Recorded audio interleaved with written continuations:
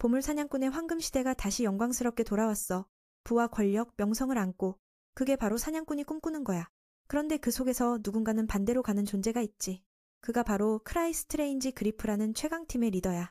그들은 정점에 올랐지만 그게 오히려 그를 지치게 만들었어. 그래서 오늘 과거의 시작으로 돌아가 보고 싶어졌어.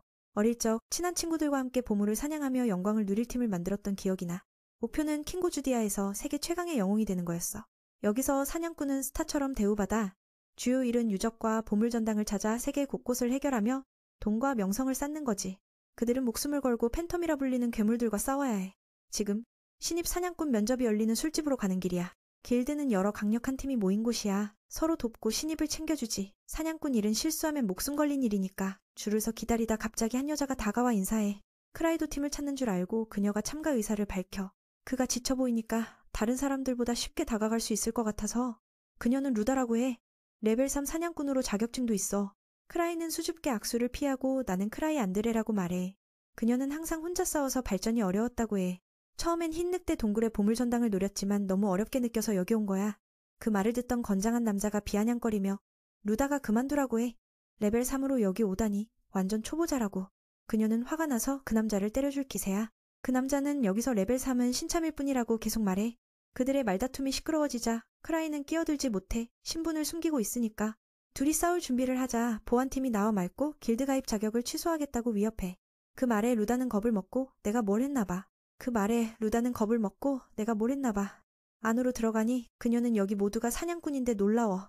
크라이에게 여기 온 적 있냐고 묻자 5번 왔다고 해. 그에게 사냥꾼 세계는 실력 중심이야. 강한 놈이 왕이 되지 그게 다야.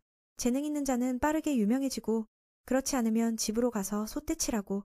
그녀는 저쪽 화려한 팀을 가리켜 크라이는 그게 세인트 스피릿즈 이번 모집에서 가장 강한 팀이라고 설명해. 그들은 6명뿐인데 레벨 7 보물 전당을 정복했으니 사냥꾼들의 정예야. 그들의 리더는 로단이야. 그를 인정받으면 큰 성공을 거둘 거라고. 루다가 빈자리를 가리키자 그렉이 그건 스트릿팀의 자리라고 해. 이 길드를 만든 자들 자리야. 그건 몇 년 전 수도해온 젊은 팀의 약자야. 그들의 재능으로 인해 고통받는 영혼처럼 알려졌어. 그건 크라이의 어린 친구들로 구성됐어. 오랜만에 사람을 뽑아서 오늘 이렇게 사냥꾼들이 몰려온 거야. 특히 혼자 사냥하던 자들이 스트리에 들어가 성공을 꿈꾸지. 그때 레벨 4 젊은 사냥꾼이 큰 소리로 최강팀을 만나자고 해. 모두가 그게 아직 세상에 나지 않은 놈이란 걸 알아. 그 바보 같은 행동의 결과는 스트리트팀 멤버의 제자로부터 꾸중을 들어. 그녀는 티노야. 여기서 그녀의 강함을 모두가 알아. 보안팀 남자도 나서서 그녀를 막아. 그런 바보한테 왜 신경 쓰냐고. 티노는 듣지 않고 언니가 그랬으면 그렇게 할 테니까. 다른 사냥꾼들은 그 싸움을 응원하며 테이블을 치워서 경기장을 만들었어. 그렉은 이 기회에 매우 흥분했어. 이 광경을 본 크라이는 그녀에게 밖으로 나가라고 해. 안 그러면 위험해. 루다는 강자들이 싸우는 걸 보지 못해 아쉽대. 크라이의 약한 목소리를 티노가 듣고 주위를 둘러봐. 상대는 신경 쓰지 않고 익숙한 크라이의 모습을 찾아. 익숙한 그를 보자마자 그녀는 바로 공격으로 달려들어. 그 일격으로 거리가 흔들리고 크라이의 정체가 드러나. 그 애는 수줍게 길드장님 여기서 뭐 하세요? 주위 사람들 모두가 충격받았어. 이 젊은이가 바로 여기 리더라는 걸 누가 알았겠어. 그는 스트레인지 그리프의 리더로서 천변만화라는 칭호를 얻었고 레벨 8이야. 과거 수도에 도착했을 때 그들은 초보자 전당을 속도전으로 정복했어. 그때 크라이는 미끼 역할만 했지 제대로 싸운 건 아니야. 반대로 5 친구들은 그를 아껴서 항상 공을 주더라. 그래서 매번 크라이를 공로자로 삼았어. 그들의 꿈이 시작됐지만 그는 자신의 능력에 자존심이 없었어. 친구들은 괴물처럼 강하니까. 어느 날 팀에 부담이 될까봐 그는 아름다운 날에 팀에서 나가고 싶었어. 친구들은 분명 강력한 사냥꾼이 될 테니까. 떠나기 전에 그들은 그에게 리더 자리를 강요했어. 모두 동의해서 크라이는 어쩔 수 없이 최강팀의 리더가 됐어. 원래 그는 말솜씨가 좋으니까 대화를 맡기기로 했어. 그가 어쩔 수 없이 몇 년 후 진짜 괴물들이 나타났어. 그는 여전히 평범한데 비범한 친구들을 이끌고 있어. 길드에 돌아와. 모두가 크라이가 길드장인 걸 믿지 못해. 그의 장비를 보니 모두가 놀라. 그 젊은이는 이 친구가 정말 대단하다고 칭찬해. 늦게 온 건 작기 때문이래. 진짜 악랄해. 그건 핑계일 뿐이야. 티노는 그 젊은이를 안 좋아해. 그를 반쪽짜리 미남이라고 쫓아내. 다른 사람들은 길드장이 사냥꾼들을 카벌리 평가 중이라고 오해해. 그래서 디스가이즈하고 유니폼을 안 입은 거야. 그 여동생은 계속 불만을 터놓고 크라이에게 그를 길드에서 쫓아내라고 해. 레벨 4지만 리의 제자라서 전투력이 세고 크라이와 아는 사이야. 그래서 조금은 인달전스해. 아기 멤버 찾는 걸 묻자 아직 없다고 해. 갑자기 생각난 듯 만약 내가 특정인을 지목하면 받아들이겠냐고 물어. 금발은 바로 동의해. 크라이를 믿는다고. 팀 멤버들은 불만이지만 결국 크라이를 노려봐. 티노도 함께하고 싶다고 해. 그 미남팀엔 안 갈 테니까. 그 바보는 참지 못하고 크라이가 빌면 들어가겠다고 해. 티노는 화가 나. 크라이는 진지하게 그의 정보를 다시 물어. 그는 레벨 4 혼자 사냥꾼이야. 그의 전투 능력은 아직 약해 보이지만 아기 훈련하면 될 거야. 크라이는 사람 보는 눈이 없지만 느낌으로 선택해. 그래서 주를 미남에게 추천해. 하지만 조건이 있어. 사냥꾼에게 가장 필요한 건 뭐냐고? 크라이는 패배하지 않는 거라고 해. 그는 과거부터 한 번도 진 적 없다고. 실제로 싸운 적 없으니까. 게다가 5 친구들이 도와줬으니까 그 녀석의 힘을 보고 싶어. 게다가 5 친구들이 도와줬으니까 그 녀석의 힘을 보고 싶어. 그의 손에 10개의 반지가 있으니 하나를 빼고 이걸 얻는 자를 추천하겠다고 해. 모두가 흥분해. 이건 드문 기회니까. 티노는 팀에 안 가도 크라이의 물건이니까 그 무례한 녀석을 때려 반지를 빼서 술집이 혼란스러워졌어. 그 원흉은 슬쩍 빠지며 새 친구들에게 인사하고 2년 되면 만나자고. 다음 날 크라이는 어제의 소동으로 신문 일면에 올랐어. 피해는 없지만 에바가 조심하라고 조언해. 악도 그 성격에 웃음을 터놓아. 부길드장은 크라이가 너무 남에게 의존한다고 봐. 길드도 이 문제를 언급하며 직접 책임지라고 해. 공격받을까봐. 그 젊은이는 공격받을까봐 핑계를 댔어. 과거에 매번 디스가이즈 아이템을 써야 했으니까. 그건 리버스페이스야. 사람 속이는데 편해. 마스크를 쓰면 다른 사람으로 착각하게 해. 에바는 지금 누가 그를 공격하겠냐고 해. 그는 그 늙은 지부장에게 겁을 먹고 만나러 가기로 해. 그는 멋지게 보이지만 상급자를 만나면 고개를 숙이고 사과해. 저 늙은 거물이 때리면 끝장이니까. 그는 이 못된 녀석이 일을 안 하고 불을 지폈다고 꾸짖어. 재산 피해 정도라서 다행히 괜찮아. 옆에 있던 그녀도 나서서 변호해. 크라이의 길드는 모범이 돼야 하니까. 결국 어떤 임무를 완수하며 보상으로 끝나. 사냥꾼 협회는 길드보다 고급스러워 온갖 이상한 임무가 모인 곳이야. 크라이는 그 지부장이 사냥꾼 출신이니 이런 일에 난해함을 알 텐데 왜 나한테 주냐고 불평해. 그는 노려보며 스스로 하나 골라 하라고 해. 그의 말솜씨로 레벨 3 임무를 얻었고 악에게 시키려고 해. 돌아온 후 둘은 한숨을 쉬며 그 녀석의 성격이 변하지 않았다고. 하지만 그게 그의 매력이지. 안타깝게도 그 임무는 레벨 3이지만 실제로 매우 어려워. 다음 날 크라이는 길드에 가서 친구를 찾았지만 그는 이미 갔고 티노만 있어. 그리고 놀랍게도 그녀가 어제 크라이의 반지를 얻었어. 그녀는 길드장의 물건을 누구에게도 주지 않겠다고 자랑해. 기회를 본 크라이는 그녀가 기분 좋을 때 임무를 떠넘기려고 해. 그 애는 데이트 초대인 줄 알고 결국 그 어려운 임무를 보자마자 사라졌어. 불운하게 그는 개먹는 아이템으로 그녀를 잡아. 갑자기 티노는 속상해. 이렇게 속았단 걸 느껴. 태어나서 지금처럼 후회된 적 없대. 풀어달라고 빌지만 그녀는 아이스크림 먹고 싶대. 그 임무는 언제 끝날지 모르니까.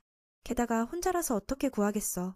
5명이 듣고 그 못된 녀석은 그녀를 어제의 3사람 팀에 억지로 넣어. 크라이와 친구들이 사냥꾼 협회에 팀 등록하러 갔을 때 그는 리더라서 먼저 들어가야 했어. 그는 자신이 강하지 않다고 친구들처럼 겁을 먹었어. 그래서 돌아가고 싶었지만 그들은 안 놔줬어. 그 녀석은 선봉에 서서 문을 박차고 들어갔어. 그 장면으로 선배들이 주목했어. 그는 여기서 가장 강한 놈이 누구냐고 나와 싸워보라고 해. 리도 나서서 자신이 세계 최강 도둑이라고 소개해. 보물 사냥꾼이 되러 왔어. 이 2 아이는 팀의 코미디언이고 어리니까 아무도 신경 안 썼어. 크라이는 부끄러워서 얼굴을 숨기고 등록 대표로 나서야 했어. 그는 여자에게 우리처럼 이상한 팀 받냐고 물어. 그녀는 받지만 그 팀이 가장 눈에 띈다고. 그 입장은 인상적이라고. 성과를 내면 성공할 거라고. 팀 이름과 상징은 아직 안 정했어. 그게 사람들에게 인식되는 거니까. 크라이는 특별하게 만들어야 한다고 생각하고 친구들은 기대에 찬 얼굴로 봐. 그는 억지로 이 자리에 앉혀진 게 화가 나. 그들의 꿈은 영웅이 되는 거지만 그는 귀신 얼굴을 상징으로 그리고 팀 이름을 스트레인지 그리프로 지었어. 민의 여동생도 비웃었어. 그 이름이 너무 과격해서 반동으로 보일 수 있대. 농담 같지만 크라이는 기운이 없어졌어. 그들이 용서할 줄 알았지만 곧 모두가 그 이름과 상징이 좋다고 칭찬해. 어쩔 수 없어서 그는 그들을 이끌며 성공으로 가게 돼. 그로부터 사냥꾼의 황금시대가 스트레인지 그리프로 열린 거야. 현실로 돌아와 크라이와 티노가 어제의 새 친구와 다시 만나. 그렉은 크라이가 천변만화 레벨 8 길드장인 걸 믿지 못해. 그 여동생도 동료들에게 우리 길드장이 얼마나 강한지 알려주네. 그래서 말을 들어야 해. 크라이를 곤란하게 해. 천변만화는 스트레인지 그리프 리더로서의 그의 2번째 이름이야. 협회가 뛰어난 사냥꾼에게 명성과 업적으로 칭호를 주며 그들의 공헌을 기리는 거야. 사냥꾼들에게는 자부심의 상징이야. 모두가 갖고 싶어해. 로스는 그 애가 8급일 거라고 믿지 않아. 보이는 게 너무 약해 보이니까. 경도에서 가장 강한 자가 이렇게 보일 리 없어. 티노는 이 녀석이 눈이 멀었단 생각이 안타까워. 방주의 강력함을 못 봐서. 이 녀석을 우물 안개구리 취급하며 그 이후로 이 녀석과 함께 못하겠다고 빠져나가. 그 여자는 큰 소리만 치는 녀석들이 싫어. 크라이도 그중 하나라서 마음이 아파.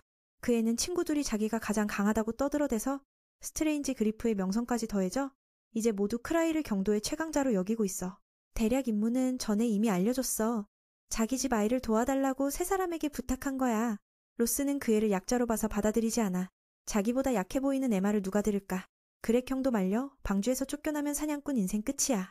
크라이는 그런 녀석들 신경 안 써. 그 두 사람만 부탁할게. 루다는 당연히 동의해. 백랑 동굴에 가고 싶어서 이 기회를 놓칠 리 없어.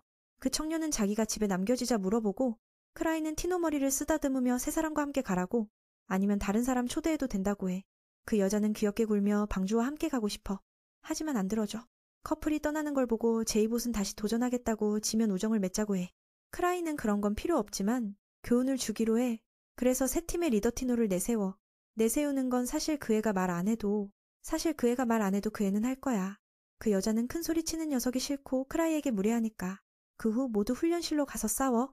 그 여동생은 철저히 훈련받아서 몸이 유연하고 크라이에게 자기가 다양한 자세를 할 수 있다고 자랑해. 정말 짜증나. 그 녀석은 반지 사건 때문에 화가 나서 보복할 거야.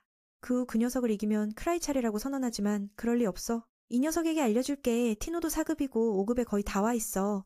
그 애는 방주에 비하면 새우 같은데 그래도 로스를 쉽게 이길 수 있어. 상처 안 주려고 맨손으로 바꿔. 루다와 그렉은 도둑인 그 애가 맨손으로 검객과 싸우는 건 한 손으로 싸우는 거라고 생각해. 보통은 승리가 상대편으로 기울어. 유감스럽게도 도둑 직업이지만 티노는 스트레인지 그리프의 훈련으로 경험과 전투 능력이 훨씬 뛰어나. 문제는 저 연호검에 있어. 로스가 그걸 잘 쓰면 어려울 텐데 이 청년은 무기를 거부해. 여자와 4급으로 싸우면서 검을 쓰면 남자답지 않다고. 크라이는 이 녀석이 너무 어리석어. 구할 수 없어. 검객인데 검 없이 두 손 다 버린 거야. 티노는 이 싸움 후 방주와 아이스크림 먹고 싶어. 하지만 안 들어줘. 그 여자는 완강히 요구해서 어쩔 수 없이 크라이는 동의하고 싸움을 시작해. 눈 깜짝할 사이에 로스는 갑자기 접근당하고 2초도 안 돼서 전에처럼 정면으로 한 방 맞아. 그 여동생은 이렇게 보여주니 기분 좋고 이게 적절한 벌이라고 생각해. 하지만 로스는 아직 쓰러지지 않고 일어나. 분명 도둑의 움직임이 검객보다 훨씬 빠르지. 티노는 상대의 목을 조여 숨을 못 쉬게 해. 자기가 숭배하는 일을 모욕한 대가로 깨닫게 해. 그 두 사람은 이 광경을 보고 안타까워. 같은 4급인데 실력 차이가 너무 커? 곧 싸움은 끝나고 그 여자는 크라이 덕분에 이렇게 성장했다고 기뻐하지만 크라이는 아무것도 안 했어. 로스는 창피하게 져서 어린 시절 마을의 최강소년이었던 기억을 떠올려. 팀을 만들어 빠르게 성장했는데 이제 누구한테도 지지 않을 줄 알았는데 이렇게 쉽게 패배해. 티노는 상대가 아직 싸우고 싶어하니 검을 잡을 기회를 줘. 그 애는 여전히 안 쓰고 그 애는 지루해. 이게 진짜 싸움이라면 이미 죽었을 텐데 이 청년의 과거 크라이가 알아. 동료와 실력 차이 때문에 팀을 떠난 거지. 로스는 어떻게 알았냐고 놀라서 묻고 크라이는 나도 그랬다고 자랑하지만 정확히는 나를 버린 건 아니야. 듣고 나서 그 사람들은 크라이의 천변만화 칭호를 두려워해. 스트레인지 그리프의 멤버들은 괴물인데 그 팀을 떠날 수 있다니 이 사람은 그보다 더 강해. 타인 눈에 크라이는 신비롭고 예측 불가능한 존재야. 연호검을 보니 짜증나서 크라이는 가볍게 차고 검에서 불꽃이 터지며 주인이 충격받아. 그럴 줄 몰랐어. 한눈에 봐도 이건 공격 범위를 키우는 좋은 보물이야. 지금에야 로스는 눈앞에 이 사람이 괴물임을 깨달아. 이 세계의 핵심 물질에 대해 말하자면 만화야. 만화는 어디에나 있고 보물전지는 이 물질이 가장 많아 그 힘을 연구 중이야. 티노네가 갈 백랑동굴도 보물전지야. 은월마랑의 서식지였지만 사냥당해 멸종됐어. 지금은 피 묻은 늑대들이 지배하고 무섭긴 한데 그 녀석이 사람을 그곳으로 보내네? 에바는 어이없어. 크라이는 그냥 3급 보물전지라 생각해. 무슨 일 생겨도 티노가 감당할 테니까. 게다가 로스의 정보는 어제 이 친구가 제공했지만 크라이는 그 팀을 떠난 이유를 맞췄어. 팀을 떠난 이유에 대해 에바가 물으면 에바가 그 청년의 보물에 대해 물으면 크라이는 연호검이라고 해. 크라이 눈에 이건 순종적인 거라. 잘 알면 쓸 수 있어. 크라이는 보물 전문가라서 당연히 통제할 수 있지. 검 쓰는 녀석도 아무것도 모르면서 불을 살짝 낼 수 있단 말이야. 최근에 반지 모양 보물을 잔뜩 사서 에바는 말문이 막혀. 이 물건들은 크라이에게 신비롭고 그 애에게 연호검도 사서 놀아볼까 물어봐. 그 여자는 거절하고 방주가 돈 낭비 말라고. 저기엔 쓰지 않는 보물이 쌓여있지만 크라이에겐 각자 독특한 매력이 있으니까. 스트레인지 그리프가 돈을 많이 벌어도 에바는 자제하라고 조언해. 놀고 먹기만 해도 모자라 빚까지 져. 스트레인지 그리프의 수익은 멤버들에게 공평하게 나누고 크라이도 친구들 덕에 잘 받아. 잠시 후 그 청년은 지인에게 보물을 충전해 달라고 해. 이 일도 꽤 힘들어. 다행히 그 친구가 여유로워. 게다가 그들의 방주는 모두를 잘 대해주니까 도와주는 건 자연스러워. 듣고 나서 갑자기 크라이는 부끄러워. 그 일을 하는 건 에바와 나잖아. 그 형도 방주에게 최근 위험한 사건을 이야기해. 몇 마리 팬텀이 밖으로 나와 상인단을 쓸어버렸어. 팀에 상급 3명이 있었는데도 죽었으니 그 괴물은 적어도 그 이상 강해.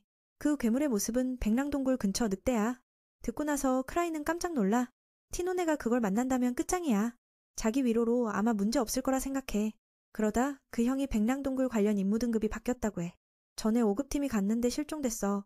크라이는 그 생각만 해. 이제 그 여동생은 망했어. 임무를 열어보니 실종자 이름이 일치해. 티노 임무는 4급인 그 애가 5급 사냥꾼을 구하는 거야. 정말 미친 짓이야. 그 두 사람은 방주가 티노네를 보냈다고 듣고 창백해져. 이러다 실종자 수색 임무가 더 생길 거야. 크라이는 외부 사냥꾼 3명도 더 있다고 상황이 더 나빠져. 5급 황제팀이 죽었는데 이 임시팀을 보내면 안 되지. 그들은 이것이 스트레인지 그리프가 최강이 되는 비밀이라고 생각해. 크라이는 불길한 걸 느끼고 바로 달려가. 저쪽에서 젊은 친구들은 아직 모르고 죽음으로 향해. 그들은 감시당하는 걸 느껴. 전에 4명이 이미 유언을 썼어. 티노는 임무가 실제 등급을 초과한다고 알고 모두 유언 쓰라고 했어. 그 여자는 모든 게 크라이의 계획 안에 있다고 생각해. 심지어 이 임시팀도 마찬가지야. 듣고 나서 나머지 3사람은 믿지만 사실은 아니야. 크라이는 이 문제를 어떻게 해결할지 고민 중이야. 다른 애들은 무서워서 도망치지만 스트레인지 그리프 훈련받은 티노는 달라. 그 여자는 한계를 넘고 싶어. 어쩔 수 없이 크라이는 직접 구하러 가. 빨리 움직이면 어쩌면 그들을 신성한 전으로 막을 수 있을 거야. 나머지 일은 이쪽 친구한테 모두 맡겨버려. 그는 해낼 테니까. 저 그룹이 최강의 팬텀과 마주쳤어. 온몸이 무기로 빛나는 채로. 티노는 미리 마음을 단단히 먹었지만 이번 임무가 이렇게 험난할 줄 몰랐어. 크라이는 필요한 신성한 도구를 재정비 중이야. 그래야 구하러 갈 수 있으니까. 힘이 없으면 보물로 압도하면 돼. 에바는 그 친구가 무장한 걸 보고 물어. 이 여자에게는 숨길 수 없어서 약간 걱정돼. 공격형 보물은 만화가 다 떨어져서 못 써. 대신 더 무시무시한 걸 준비해. 크라이는 음속으로 날 수 있는 보물을 가지고 있어. 순간 그 애는 티노 쪽으로 쏜살같이 날아가. 바로 가서 제발 구하러 가. 갑자기 에바가 그 보물을 기억해. 전에 사고를 일으켰어. 결함 제품이라 통제하기 어려워. 날지 않으면 벽에 부딪혀 죽을 수 있어. 크라이가 안전할지 궁금하지만 보니 안 그럴 거야. 스트레인지 그리프가 주디아에서 활동한 지 일주일 전을 떠올려. 신병이지만 강력해서 나무 무기로 4급 괴물을 잡아. 다른 사냥꾼들은 그 말을 의심해. 어린애들이 사이클롭스를 이길 리 없어. 소녀들이 그것을 가져오자 그 괴물의 눈 하나가 그 아저씨를 놀라게 해. 크라이도 이 소녀에게 포기하라고 했는데 현실로 돌아와 기갑 늑대와 싸운 임시팀이 이겼어. 힘들었지만 아무도 다치지 않아서 다행이야. 번역 오류로 건너뛴 루다는 가장 피곤해. 아직 긴 싸움에 익숙하지 않아서. 그 녀석은 강했지만 그들은 숫자에서 이겼어. 그렉 형도 제이봇에게 왜 검의 불을 넣어 치지 않았냐고 물어.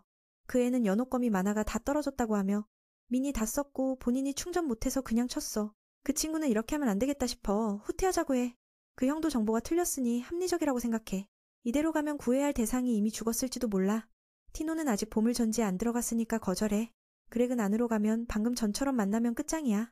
그 여동생은 그 생각 안 하고 방주를 믿고 결정해. 원래 목적은 시체 치우는 게 아니라 사람 구하는 거야. 그 애눈의 크라이는 8급신처럼 판단이 절대 틀리지 않아. 연옥검이 만화가 다 떨어진 것도 그이가 시험으로 준 거야. 모든 게 계산됐어. 어쩔 수 없이 3사람은 티노를 따라 백랑 동굴로 가. 거기서 그들은 무기를 든 피 묻은 늑대무리를 만나. 녀석들이 총까지 쓰니 방금 전 녀석만 강해진 게 아니야. 백랑 동굴은 은월마랑의 크기로 만들어졌어. 거기서 빨간 늑대들은 제한받아. 그들의 목표는 지형 2점으로 빨리 들어가는 거야. 제이봇은 혈투로 길을 열어 총 든 녀석부터 없애자고 해. 시작도 안 했는데 티노에게 욕을 먹어. 머리가 복잡해서 죽음으로 가는 길이야. 임시 리더로서 그 애는 모든 걸 책임져야 하니 따르라고 해. 이번에 그 애는 방주가 기대하니까 모두를 안전하게 데려올 테야. 그건 절대 포기 못할 최소 조건이야. 속도면 그 애와 루다가 빠르니 유인할게. 그 사이 나머지 2사람은 활과 총 든 녀석을 공격해. 크라이 쪽은 여전히 빠른 속도로 날아가지만 멈추지 못해. 적어도 티노가 살아있기를.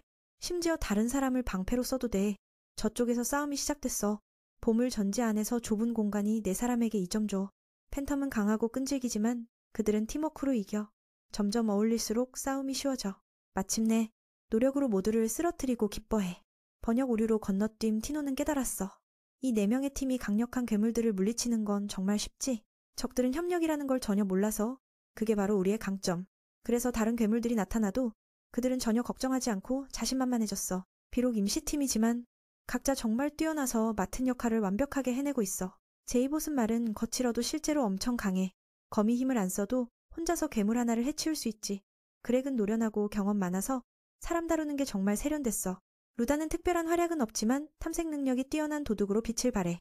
그 덕분에 티노는 싸움에 집중할 수 있어서 괴물들에게 둘러싸일 걱정이 없어졌어. 이걸 보면 크라이의 모든 계획이 완벽하게 맞아떨어진 거야.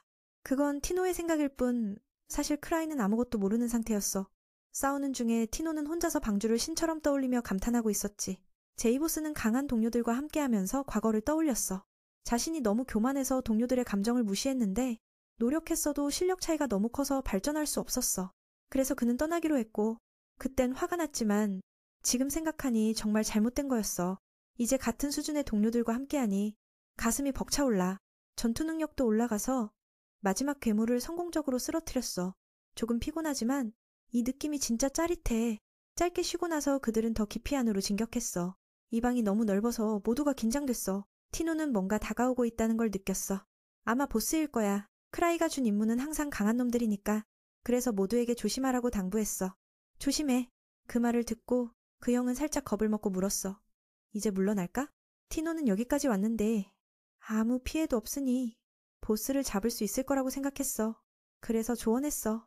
안전한 임무만 하면 발전 없어. 때론 목숨 걸어야 강해져. 위험을 감수해야 진짜 성장할 수 있어. 그 말에 그는 과거에 레벨 4 사냥꾼 팀에 있을 때를 떠올렸어. 이기기 힘들면 싸우지 않았어. 동료들이 너무 많이 죽는 걸 봐서. 이번에 크라이의 길드에 온 건 그 버릇을 고치기 위해서야. 과거를 잊고 더 강해질 수 있을지도 몰라. 티노는 크라이가 이걸 미리 봤기 때문에 자신과 함께하게 한 거라고 생각했어. 아니면 그냥 만난 시골뜨기 같은 사람을 고를 리 없잖아. 크라이가 원하는 건 그들이 어디까지 갈 수 있는지 보여주는 거야. 다시 한번 티노는 크라이를 신처럼 칭송했어. 듣고 나서 세 사람은 할 말이 없었어. 처음엔 멤버를 무작정 뽑은 줄 알았는데 티노의 말에 설득됐어. 티노에겐 크라이가 절대 무심코 선택한 사람이 아니야. 모든 게 계획된 거지. 루다는 왜 자신을 팀에 넣었는지 물었어. 생각한 끝에 티노는 크라이가 루다에 매력이 크기 때문에 선택했다고 장난스럽게 말했어. 듣고 나서 루다는 이해가 안 갔지만 그들의 자신감에 따라가기로 했어. 흰늑대 동굴 밖에서 크라이는 동생을 찾아 헤매고 있었어. 혹시 너무 늦은 건가 싶었어. 더 중요한 건 입은 보물이 통제되지 않는다는 걸 이제야 깨달았어. 그걸 만든 놈을 욕하면서 보물 전당으로 직진했어.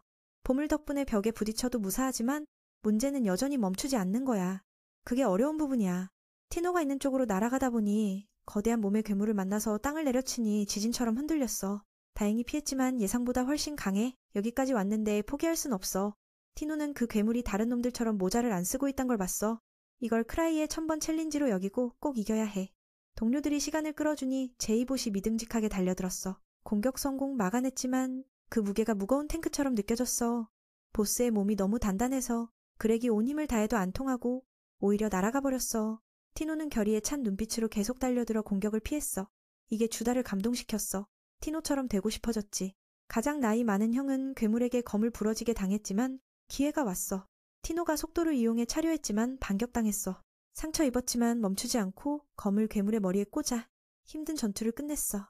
다행히 티노가 영약을 가지고 있어서 출혈을 멈추고 상처를 치료했어. 그렉은 깜짝 놀랐어.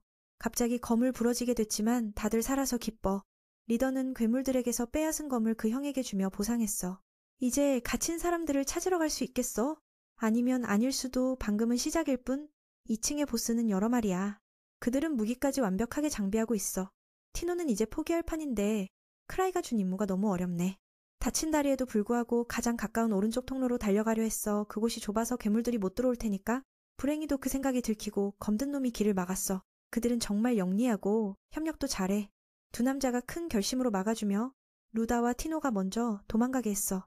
루다는 겨우 하루 함께했지만 아무도 죽기 싫었어. 티노는 이게 최선인가 싶다가 크라이의 이미지를 떠올리고 결의에 차서 말했어. 절대 누구도 죽이지 않을 거야. 그녀는 그들의 약점인 눈을 노리기로 했어. 듣고 나서 다시 제이가 선봉으로 나서서 검든 놈의 공격을 막았어. 그 무게가 흰늑대보다 더 커. 형은 한 번 치고 나서 후퇴당했어. 루다가 그 자리를 대신해 눈에 송곳을 던졌어. 티노는 크라이가 가르쳐준 반지 보물을 떠올리고 목표를 조준해서 쐈어. 그 덕분에 검든 흰늑대의 눈이 망가져서 화가 치밀었어. 제이보스는 기회를 보고 달려들었지만 티노가 막았어. 결과는 심각한 부상을 입었어. 그는 구할 수 없다고 사과했지만 티노는 책임을 자청했어. 이제 나머지 3마리가 진짜로 끝장내려 했어. 하지만 행운이 그들에게 미소 지었어. 크라이가 나라와 괴물들의 얼굴에 부딪혀서 그들을 겁주었어. 크라이가 자신을 찾으러 오니 티노는 기쁨에 차올랐어. 적들의 포위 속에서 그는 이 팬텀들이 어디서 온 강력한 놈들인지 궁금해졌어. 위협받자 검든 흰늑대가 공격했지만 효과가 없었어. 크라이의 몸에 많은 보물이 있어서 17번이나 버틸 수 있었어. 그 개같은 놈은 자신의 공격이 튕겨나가자 깜짝 놀랐어. 크라이가 멋진 모드로 전환해 보물의 힘을 발휘해 엄청난 폭발을 일으켰어. 지켜보는 이들을 경악하게. 바로 레벨 8 사냥꾼의 힘인가 봐. 크라이가 사람들 앞에서 멋지게 보이니 계속 연기해야 했어. 놀랍게도 그 공격 후 검든 늑대는 멀쩡했고 크라이 자신도 어리둥절했어. 실제로는 아직 안 끝났어. 방금은 그냥 쇼였을 뿐. 활과 총 든 놈들을 보니 이건 힘들겠어. 그래서 구출할 애들 먼저 보내라고 했어. 네 사람을 안전하게 데려가면 행복할 테니까. 크라이가 목에 보물을 풀자 괴물들이 겁을 먹고 움직이지 않았어. 그는 그것을 하늘로 던지며 폭발시켜 연막을 만들었고 티노가 동료들을 데리고 도망갔어. 제이가 티노가 느리게 도망간다고 재촉하자 주다가 꾸중했어. 크라이가 마지막으로 보호하며 도망치는 거라고. 실제론 그냥 너무 피곤해서 그런 거였어. 방주가 또 구해줘서 동생은 행복에 넘쳤어. 과거의 악당들에게 팔릴 뻔할 때 크라이와 동료들이 구해줬으니까. 그녀는 그들에게 영원히 감사하고 특히 크라이에게 감동받았어. 도망친 후 모두가 티노가 목숨을 걸고 지켜줬다고 말했어. 티노는 수줍게 웃으며 크라이의 칭찬을 기다렸어. 티노가 이렇게 피곤해 보이니 크라이도 그녀의 노력을 알았어. 그녀는 아파서 다리를 내밀며 크라이에게 치료해달라고 했어. 평소에 치유 보물을 가지고 있으니 회복시켰어. 그렉이 물었어. 괴물들을 다 없앴어? 아니, 아직 안 했어. 도망치는 게 최선이었으니까. 일단 방주의 지시를 따라가지만 사실 그는 길을 모르고 있단 걸 모르고 크라이가 보물을 처음 배울 때 친구들은 너무 재미있어 했어. 그게 이렇게 모일 줄 몰랐지. 크라이가 웃으며 말했어. 그냥 무작정 산 거야. 리아는 팀에서 가장 활발해서 크라이에게 보물을 골라달라고 애원했어. 그는 동의하고 다음에 선물하겠다고 했어. 듣고 나서 다들 부러워했지. 크라이의 동생은 리더의 열정이 이제 빛을 발한다고 느꼈어. 보물을 충전한 노력이 보답받은 거야. 보물 충전 노력으로. 시치가 가방을 보고 물었어. 이게 뭐야? 크라이가 설명했어. 매직백으로 외모보다 더 많이 넣을 수 있어. 듣고 나서 그녀는 좋아했어? 공간학대 스킬처럼 말이야. 이게 비싸겠네 생각했지만 사실 싸? 초콜릿만 넣을 수 있어서. 듣고 나서 다들 이 보물이 별로라고 했어. 네가 예쁜 팔찌를 보고 끼워봤는데 갑자기 균형이 무너져서 넘어졌어. 일어나자마자 또 넘어져서 아파서 울었어. 끼면 균형 감각이 사라지니까 그렇대. 그녀는 크라이와 함께해서 슬펐어. 하지만 그는 그녀가 강하다고 칭찬했어. 빛나는 빨간 검을 발견했어. 자신에게 딱 맞아. 누가 알았겠어. 이 보물은 저주받은 거라. 잡으면 이성을 잃고 난리야. 다행히 팀에 안 있어서 막아줬어. 그는 친구들에게 칭찬을 아끼지 않았어. 검을 잡으면 미치지만 보통 때랑 별 차이 없어서 정말 대단해. 현실로 돌아와 크라이가 앞장서서 길을 이끌지만 정확히 어디로 가는진 모르고. 미궁이 너무 복잡해. 그는 길을 전혀 모르니까 얼마나 왔는지 모를까. 모든 게 똑같아서 구분이 안 돼. 다들 방주에게 앞장서게 하려 하지 않았어. 그는 왜 티노와 루다가 도둑으로 길을 안 찾는지 궁금해졌어. 혹시 그 귀여운 동생이 자신을 싫어하게 된 건가? 위험에 빠지게 했으니까.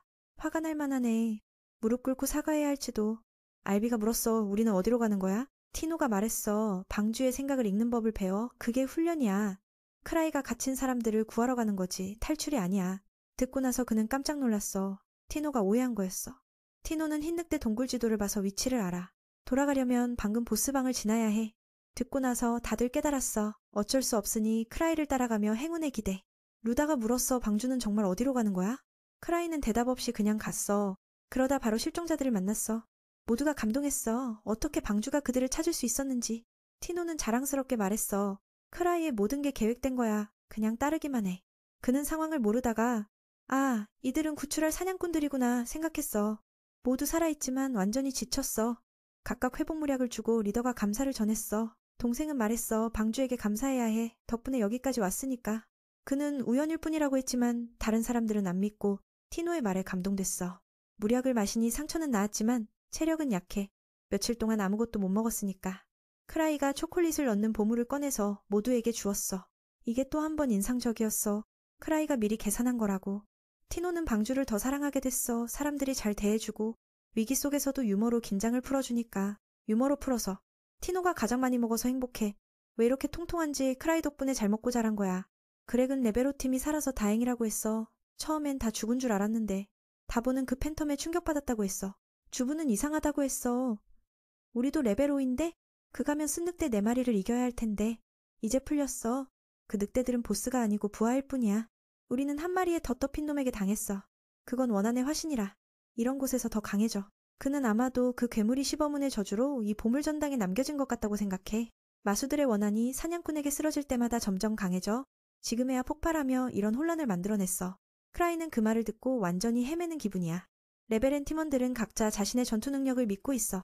하지만 그 팬텀 앞에서는 그저 작은 파리처럼 보일 뿐이야. 힘의 차이가 너무 커. 그들은 그 사람 형상의 괴물이 아마 청검급의 힘을 가진 게 아닐까. 모든 방법을 동원해 추측하고 있어. 크라이는 그런 일은 있을 수 없다고 생각해. 청검은 그 피해 전사가 이미 강한 적이 있으면 바로 달려와 박살낼 텐데 지금 그는 수도에서 가장 강한 검사의 천재로 검성에게서 정통 검수를 배운 사람이야. 모든 기술을 익히는 발판으로 그걸 발판으로 세상 모든 검 기술을 완벽하게 익혔어. 그 원한의 화신도 강하지만 그분에 비하면 그냥 작은 개미 같아. 게다가 그 청년은 여기 없어. 티노는 먹히지 않아. 아직 레벨 4라서. 크라이는 그냥 악당이 와서 구해주기를 기다려야겠다고 생각해. 이미 지원을 불렀으니까. 다바가 계속 말해. 그들이 아직 살아있는 이유는 그 괴물이 그냥 장난치고 있었기 때문이야. 하지만 다시 만나면 확실히 죽일 거라고. 루다가 너무 무서워서 방주에게 물어봐. 이제 어떻게 해야 하냐고. 일단은 여기서 벗어날 방법을 찾아봐. 그 청년은 지도 역할을 티노에게 넘기자. 그녀가 깜짝 놀라서 자신은 그 사람에 비하면 그냥 쓰레기라고 말해. 어떻게 그들의 리더십을 넘을 수 있겠어. 그는 뇌내 전술을 사용해. 이걸로 여동생의 경험을 쌓게 하려는 거야. 만약 너무 어렵다면 내가 나서줄게. 그 말을 듣고 티노는 자신감을 되찾아 가장 짧은 길로 탈출하려 해. 그녀의 다리는 이미 덜 아파. 정상적으로 달릴 수 있어. 크라이는 조심스럽게 말해. 너무 빨리 가지 마. 아직 부상자들 많으니까. 더 중요한 건 너무 빨리 가면 내가 따라오지 못할 테니까. 잠시 후 거의 밖으로 나올 때 모두 기뻐해. 저쪽 팀의 형도 방패 역할을 자청해. 만약 그 엄청난 괴물이 나타나면 티노는 모두를 보호하고 싶어. 방주가 있으니까 누구도 버릴 수 없어. 크라이는 이 여동생의 최고 광고에 그냥 웃음이 나와. 만약 정말 만나면 나 혼자 티노를 안고 도망칠 수밖에 없는데 다른 애들은 어쩔 수 없어. 그 사람들이 자청해서 방패가 되겠다고 하자 그는 모두를 진정시켜. 그 말이 끝나자마자 괴물들의 울음소리가 생사 전투의 시작을 알려. 지금 크라이는 5번의 죽음이 남았지만 6번째는 완전히 로그아웃 될 수 있어. 다른 아이템으로는 그들을 막을 수 없어. 더 나쁜 건 가장 중요한 게 어디에도 안 보인다는 거야. 티노는 갑자기 그 괴물들보다 더 무서운 게 다가오고 있음을 느껴. 비록 약하지만 크라이는 여동생을 보호하기 위해 나서 그는 아마 망토를 타고 날아가 괴물과 필사적으로 싸울 생각이야. 그렇게 잠시 막을 수 있으면 도망칠 수 있을 거야. 그 원한이 다가오자 모두 공포에 움직일 수 없어. 하지만 그보다 더 무서운 게 나타났어. 그런데 그건 알아보지도 못해. 티노는 그걸 보고 크라이의 등 뒤로 급히 숨어 그 작은 여자가 바로 자신의 스승이라고. 크라이에게 구해달라고 애원해. 최선을 다했으니까. 그는 당연히 그게 리라는 걸 알아봤지만 왜 여기 있는지 이해할 수 없어. 그 불쌍한 팬텀은 용처럼 다가오다리에 발길질에 폭발하며 거의 죽을 뻔해. 가장 강한 팀의 상징인 해골을 본 그들은 리를 2번째 괴물처럼 봐. 그녀는 다가와 크라이 뒤에 숨어있는 그 무용한 작은 여자에 대해 물어. 그리고 다른 사람들이 덜 무서워하게 하려고 리에게 가면을 벗으라고 조언해. 그는 이 얼굴을 모르니까 강한 그녀를 화나게 해. 게다가 여기 그녀의 소중한 사람이 크라이잖아. 그래서 갑자기 화가 나서 이들을 스트레인지 그리프트의 일원도 모르는 놈들로 봐. 그녀는 온갖 수고를 들여 여기 왔는데 오히려 수치를 당했다고 지쳐보여. 그리고 그 제자에 대해서도 부끄러워해. 그녀는 크라이의 말도 무시하고 뒤로 가서 티노를 무섭게 꾸짖어. 주부는 임시 리더가 괴롭힘을 당하자 나서지만 결과적으로 걷어차여 거의 로그아웃 될 뻔해. 다른 애들은 그 장면을 보자마자 번개 맞은 듯해. 너무 빨라서. 리도 제자를 가르치는데 누가 끼어들자 화가 나. 그녀는 여동생에게 물어. 너 정말 무용하니? 왜 이런 약한 제자를 키웠지? 아니면 네가 연습을 덜 했나 봐. 요즘 게으른가 보다. 티노는 걔처럼 불려도 대꾸 못해. 맞을 줄 알아서. 리는 네가 얼마나 오랫동안 배웠는데 이제 와서 스승의 얼굴에 똥칠이야. 그녀는 여동생의 머리를 콕콕 찌르며 너처럼 바보는 죽는 게 나아. 크라이만 고생시킬 테니까. 그 불쌍한 소녀는 무릎 꿇고 용서를 구해. 크라이는 그걸 보고 나서서 말해. 티노는 내가 준 임무를 완수했어. 그리고 칸처럼 다른 사람에게 자비를 베는 그녀를 떠올리며 그녀를 조금 기분 좋게 해. 그녀가 너무 강해서 크라이는 그녀의 힘을 억제했기 때문에 공격할 때 적당히 멈춰 피해를 주려. 하지만 돌아보니 알비가 너무 불쌍해. 이 상태로 10개 뼈는 부러진 게 최소야. 그 괴물들은 그들이 이야기하는 동안 몸을 강화했어. 리의 화는 여전해서 그들을 희생양으로 삼아 머리를 식혀. 그렇게 괴물들이 연속으로 총알을 쏘지만 그녀에게는 하나도 안 맞아. 속도가 너무 느려서. 그녀는 여유롭게 수천 발을 모양으로 배열할 시간도 있어. 다른 사냥꾼들은 그 광경을 보고 충격받아 무슨 일이 일어난 건지 모르겠어. 그녀는 제자에게 물어. 이런 약한 무기가 무섭니? 너무 무능해서 수치스러워. 자신의 힘으로 리는 괴물의 가장 단단한 부분을 내려치며 완전히 부숴. 그 벌레는 검을 찌르지만 두 손가락으로 막아. 그렇게 저항도 못하고 사냥꾼계의 최강자에게 완전히 패배해. 티노는 그 광경을 보고 눈물을 흘려. 자신에게 기대가 크니까 언제쯤 스승의 속도를 따라잡을 수 있을지 모르겠어. 그래서 그냥 내버려두기로 해. 그리고 크라이의 예상처럼 그 팬텀은 리에게 가려운 정도도 안 돼. 이 코미디 듀오는 계속 싸워. 그래서 둘이야말로 최강자야. 괴물이 완전히 부서지자 리는 진정해. 그녀는 놀라운 속도를 가졌어. 아무도 따라오지 못하니까 저령이라는 별명이야. 그녀도 늘 그렇듯 크라이를 안아 그의 사랑을 받아. 몇 날 후 루스는 회복되자마자 청년 옷검을 천변만화에게 선물로 주며 장난감으로 삼아. 자신이 아직 너무 약해서 이 무기의 능력을 다 못 쓰니까 다시 처음부터 예틴과 함께 연습하고 싶어. 다른 사람들은 그의 정신을 응원하며 그들에게 제대로 사과하라고 상기해. 그 청년은 목표를 세워 나중에는 저령처럼 맨손으로 괴물을 잡겠다고 해. 티노는 그 말에 할 말이 없어. 세상에 스승처럼 할 수 있는 사람은 없으니까. 이유는 많고 특히 가장 큰 건 가장 강한 팀의 그 최고 멋진 가면이야. 크라이가 만들었지만 눈과 콧구멍을 뚫는 걸 깜빡했어. 악마 같은 친구들은 그게 재미있어. 아무것도 보이지 않는데 싸우면 더 강해질 수 있을지도 몰라. 그래서 그들이 지금 괴물처럼 된 이유야. 봐야 할 필요도 없이 싸울 수 있으니까.